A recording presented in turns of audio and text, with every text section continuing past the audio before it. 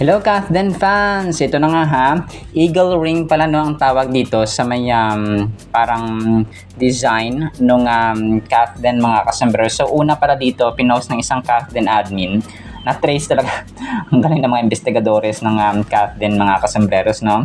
So yung 2019 ball, kasi mahilig si Ma'am Catherine sa earrings no, yung piercings mga kasombreros. Hindi ko alam kung bakit nahilig sa ganyan mga kasombreros no.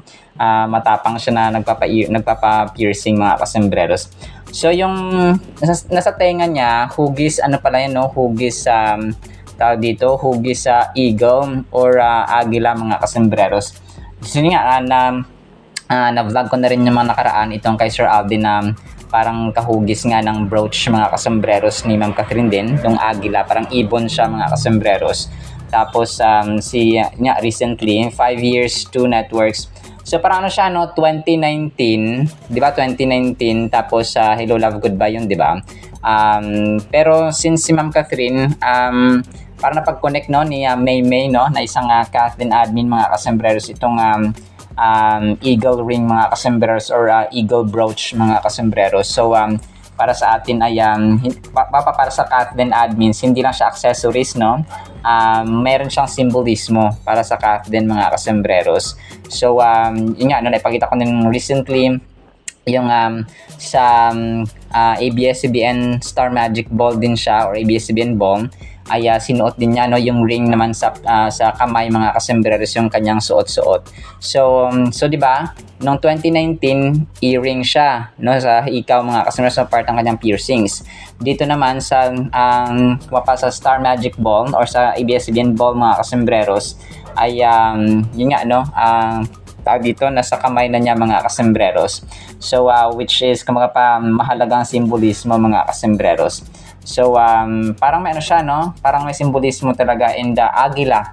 Ang agila ay simbolismo ng strength, ng kalakasan at ng kalayaan mga kasombreros kasi nga maglipad no, ibig sabihin they fly separate ways. They're now flying separate ways mga kasombreros, taking adventure separately. And pero yung covenant at agreement ay andun mga grabe no. So 2019 kasi 'di ba sabi nila hindi na putol ang kanilang relationship or parang pag-uusap or communication mga kasombreros. So tama no, kasi 2019 was the start of Hello Love Goodbye mga kasombreros. Tapos yung yung sequence ba na nagkaroon sila ng another brooch nung ABS-CBN Ball, and then si Sir Alden nagkaroon na ng ganito no. And then yung mga pairing, twinning na mga damit nila. So alam natin ang story behind them. Pero quiet lang po tayo ha, wag po tayo wag po tayo maingay, pero ako naman maingay dito.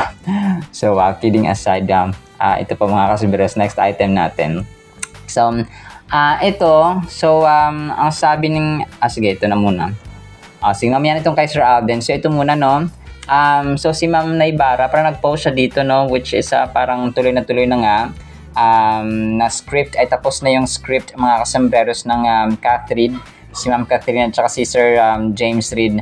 If I'm not mistaken, ito yung shoot nila sa Thailand mga kasombreros. Pero kayo no, para sa akin ito yung kwento, baka part ng pelikula or parang project na ginagawa na teleserye ni Ma'am Catherine at saka ni Sir James Reid ay itong yung tambalan nilang dalawa. Pero hangga't hindi pa nagko-confirm talaga, umaasa pa rin ako na hindi si Ma'am Catherine mga kasombreros no. Sana Elena na lang yung gagawin ni Ma'am Catherine. Sana no, pero hindi sa atin ang desisyon. Ako ayan nag-hope lamang po mga kasombreros. So sabi ni Ma'am Naybara dito ay script reading done, last meeting done, final casts done, nagkita na si Kat at James done. So waiting for final announcement and can't wait na may lumabas na pic na magkasama na sila. Yes, for a new pair. So ito mga kasombreros. So kung matuloy man ito, that's totally fine kasi si Sir James Reid in real life ay meron naman siyang fiancé na. So si Ma'am Catherine is just for work. And nakita ko dito, related dito sa ating next item, si Sir Enrique Hill at saka si Ma'am Julia Barreto ay pair din pala no, pare sa TV5 mga kasombreros. Correct me if I'm wrong kung matagal na ito kasi so nung search ko mga kasombreros no, sa Frontline Pilipinas, so bago siya. So ito yung nakita ko na na ginagawa ng mga networks ngayon, hindi na nila pinupuro na love team, tandem talaga mga kasombreros. Kasi based sa mga previous na mga siguro mga experiences nila, siguro na pagmitingan nila na hindi lang puro love team, hindi lang puro tandem mga kasombreros. Each artist should explore and be paired mga kasombreros sa ibang mga artists din, no? Kagaya nito, no, sino mag-aakala na si Sir Enrique Hill at saka si Ma'am Julia Barreto ay pagtatambalin pala sa sa TV5. So si Ma'am Ann Curtis at saka si Joshua Garcia, no, talagang hindi na pinofocus talaga ng GMA at saka ABS-CBN at saka ng GMA, no, ABS-CBN, GMA at saka TV5 mga kasombreros and any other networks. Hindi lang nila binabase or parang tinotodo sa focus sa pairing or tandem mga kasombreros. So maganda itong ginagawa nila, no. So kagaya ng Don Bell, no, talagang ine-explore din nila yung bawat isa or parang separate talaga sila ng mga projects mga kasombreros. So ang Kath din ganun din. So okay lang, no. Wag lang si Daniel Padilla mga kasombreros ang makaka-pair ni Ma'am Catherine. So okay na ako dito. Pero yung mga iba, syempre may pagka-dismaya, pero wala tayong magagawa, no. It's a management decision mga kasombreros. And then ito, next item natin mga kasombreros, si Sir Alden, no, nag-post ng kanyang Instagram story. So enjoy sa pagbabakasyon at saka relax mode sa isang, hindi ko alam kung swimming pool ito or parang yung sa likod niya parang mga water lily. Para mga water lily mga kasombreros yung sa likod niya. So ibang kulay mga parang kulay green tsaka may mga dahon. Pero relax mode siya, phenomenal box office king. Sana all nakaka-relax at saka tawag dito nakakapikit pa rin kahit na nasa tubig mga kasombreros or naliligo sa swimming pool mga kasombreros, no. So relax mode si Ma'am Catherine. Baka nasa work si Ma'am Catherine or bakasyon, semi pare-pareho mga kasombreros na mga ganapang Kath din mga kasombreros. And then ito, next item natin. So kinumpile, no, ng isang Catherine admin. Ang galing pala ni Ma'am Catherine, no, kasi hindi ko talaga nasubaybayan ito dati yung lobo tsaka ibang mga action stunts mga kasombreros ni Ma'am Catherine. Kasi nga hindi talaga ako fan ng any love team mga kasombreros, not until nung sa Kath din nga mga kasombreros na naging example sila ng Season of Waiting, and then yung tawag dito, yung kanilang box office ay walang makakapantay, tandem na walang makakahigit mga kasombreros. So ang lupit ni Ma'am Catherine. So pwede rin siya sa action. So pero ito nga ang kanyang gagawin kay Sir James Reid, kung sakasakali, no, wala pa namang finalization ay titingnan natin. And then ito, ang kulit ito mga kasombreros, no, kasi si Sir Alden, di ba, brand ambassador siya ng I Am Worldwide, na parang kasama rin sina Piolo Pascual and another artists mga kasombreros. So ang kulit na kasi parang nire-request siya na dito ka sir, so parang ganun. So ito po ay sa GMA Gala pa siya. Sa GMA Gala pa ito mga kasombreros, ang kulit niya, tapos I am sorry, tapos parang ang nakapoint yung finger niya sa taas mga kasombreros. So yun yung kanilang signature mga kasombreros, no. Parang kulit ni Sir Alden mga kasombreros, parang naglalaro lang siya sa camera. So parang dito na ganito ka rin mga ganito. So ang kulit talaga ni Pops Alden. Pero kakapost lang kasi nito, no, ng I Am Worldwide mga kasombreros, kaya ko lang po na post. So nung nakaraan ay mga pictures lamang po. Pero ito yung mismong video mga kasombreros. Alright, so actually that is it na sa ating Kath items. And ito, last item natin, sorry. Si Daddy Bay, ang kulit ito, no? 59 years old si Daddy Bay. Tapos workout siya, no? And sabi niya dito is parang workout ay hindi lang, ang fitness ay hindi lamang workout, hindi lamang siya parang simple na mga more than just a workout, it's a personal growth mga kasombreros, competition and mental clarity. So parang ganun, no, kagaya ni Sir Alden, yung pagbabike niya ay nakakatulong din sa kanyang mental health and so on, no, parang therapist niya mga kasombreros ang kanyang girlfriend na si Colnago. Girlfriend niya si Colnago, si Bike mga kasombreros. Alright, sinatry sa ating caffeine items ha. Sana po ay pakinggan po natin ang Word of God. Again, today is August 7, Tuesday na po. Sana po ay pakinggan po natin ang Word of God. Para po sa ating Word of God, sobrang ganda po nito. Ang title, Subukan si Jesus. 1 Corinthians 10:9, Nor let us tempt Christ as some of them also tempted and were destroyed by serpents.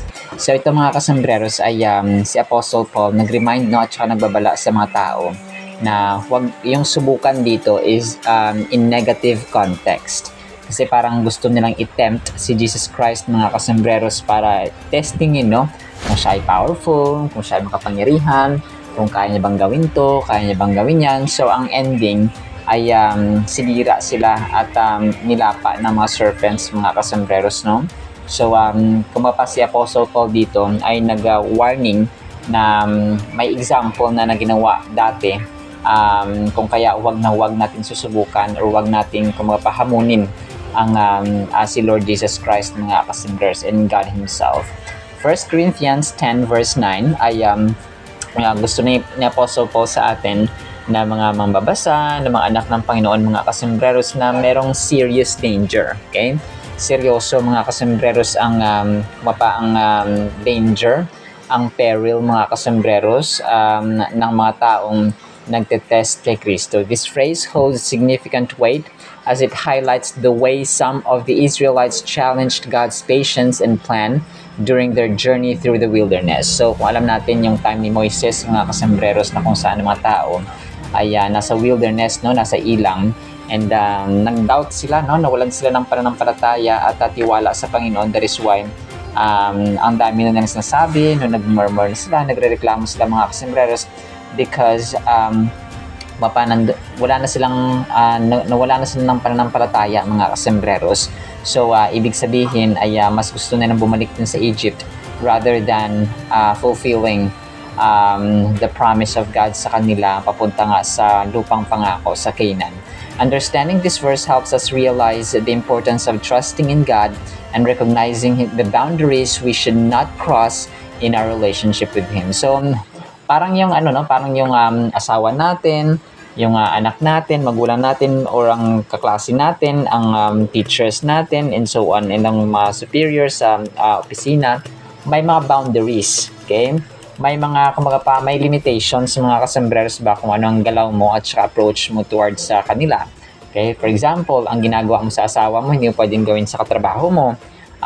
Yung ginagawa mo sa anak mo, hindi mo pwedeng gawin sa anak mo ng ibang tao, and so on mga kasambreros, na may mga limitations. Kumaga pa, may level of love kasi, may level of concern na kailangang timbangin mga kasambreros, kasi dyan minsan nagkakaroon ng misinterpretation, misunderstanding, misconception, okay? Mali yung iniisip ng ibang tao kapag hindi nila naiintindihan, bakit ginagawa mo ito sa anak mo, ganyan, kasi parang yung asawa mo andun sa ganyan. So kasi hindi nila nalalaman yung boundary. So how much more sa ating Panginoong Jesus mga kasambreros. This verse carries a sobering message. It reminds us that our actions have consequences. Okay? Lahat talaga ng actions natin may consequences. Maaring tama or maaring mabuti ang resulta, or masama mga kasambreros. Paul refers to a specific incident among the Israelites recorded in the Old Testament where they showed contempt for God's authority and His promises. So yung word na contempt, kasi narinig natin sa balita, di ba? Kapag hindi nila inano sa Senado, pag parang hindi sila nakikipag-ugnayan sa batas, pwede silang i-charge ng contempt. So automatic yun mga kasambreros na makukulong, or mapipinalize mga kasambreros, or pagmumultahin, or kung ano mang pataw ng parusa mga kasambreros ang ibibigay. So contempt. So automatic yun, no? Mga kasambreros. So ang Diyos din ay yun ang ginawa, no, sa mga taong hindi nagtiwala mga kasambreros, at gagawin niya, no, sa mga na hindi magtitiwala mga kasambreros, pero medyo light lang kasi nga ang grace ng Panginoon ay nangingiral sa ngayon. By testing God, they were essentially asking to prove Himself in ways they deemed necessary. Instead of, kasi parang sabi na, kaya ba nang gawin ng Diyos to? Kaya ba niya mag-provide ng tubig dito sa ilang? Kaya mo bang magpakain ng ganito ganyan? O kaya niya bang mag-provide sa atin ng ilaw sa gabi at saka ilaw sa tsaka cloud of pillar sa araw. So, ganun mga tipo, but they didn't realize yung power ng Panginoon, no? This showcases a vital lessons we can carry into our lives, the need for unwavering faith in the Lord and a commitment to His ways. So, rather than our personal desires and timelines. So, parati nating iisipin ito mga kasembreros ha, na wag nating ititempt o wag nating susubukan. May mga may mga pinakaunang, parang yung number 1 na challenge or marking na challenge mga kasembreros ng Panginoon na yung sa giving, yung magbibigay ka ng 10% mo sa Panginoon mga kasembreros.